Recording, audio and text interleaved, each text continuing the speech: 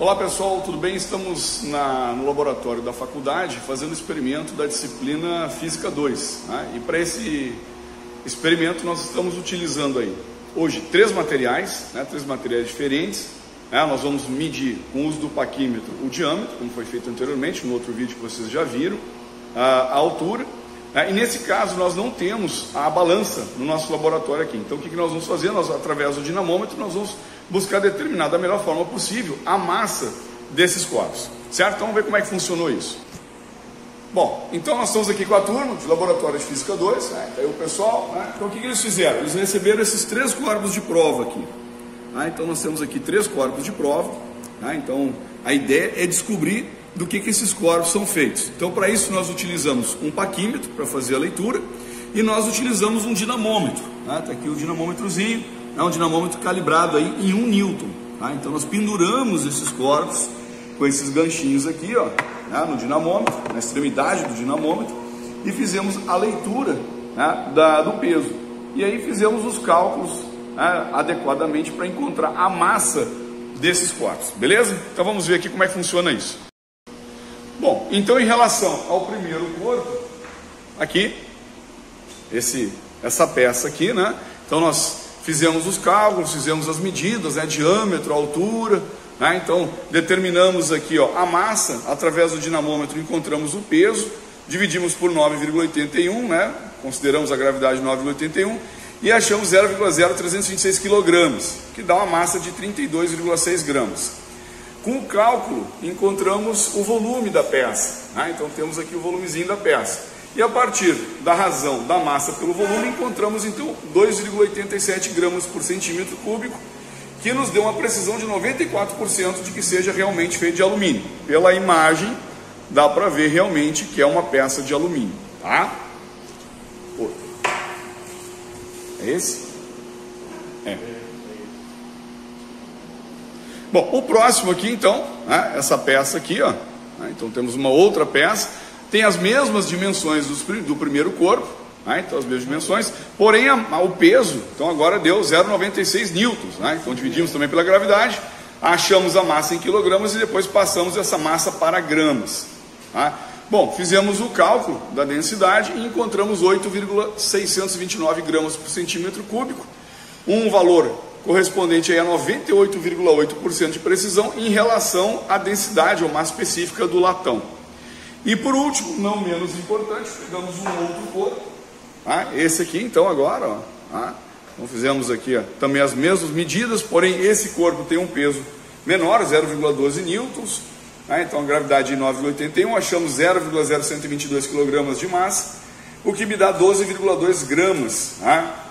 Transformando em unidade de medida. Ou seja, fizemos aí o cálculo do volume igual aos demais, e quando nós determinamos a densidade, massa específica, 1,076 gramas por centímetro cúbico, que coincidiu aí com 93% de precisão como sendo polietileno. Aí ficou um ponto de interrogação, porque o aluno ele encontrou um outro material semelhante,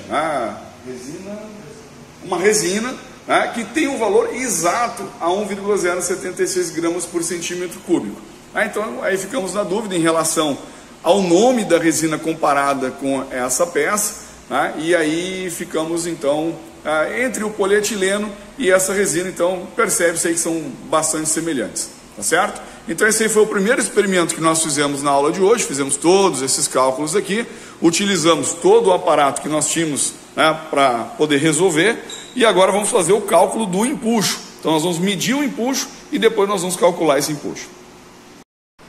Bom pessoal, o que a gente fez agora, né? Depois que nós determinamos a densidade daqueles materiais e determinamos de que eles eram construídos, né, do que eles foram feitos, o que nós fizemos agora? Nós fizemos o cálculo do empuxo. Então a primeira coisa que nós fizemos foi calcular o empuxo. Através das informações do corpo, do fluido e da gravidade, nós fizemos o cálculo do empuxo. E depois nós medimos o empuxo, né? Depois nós fizemos a medida do empuxo, utilizando o dinamômetro e utilizando um copo com água. Tá? Então, a princípio, vou mostrar para vocês aqui como é que ficou a situação. Bom, primeiro a gente fez a conversão aqui, né, de metro cúbico para centímetro cúbico, né? Então começamos a fazer o cálculo do empuxo, a densidade do líquido, volume deslocado vezes a gravidade. Então, No caso dos dois corpos metálicos, nós colocamos todo o volume deslocado. E aí achamos um empuxo de 0,1112 newtons. Então nós vimos que o peso no ar tinha dado 0,32, nós mergulhamos o corpo na água, né? O peso que apareceu na água 0,21, então o empuxo é o peso no ar menos o peso na água, deu 0,11 newtons.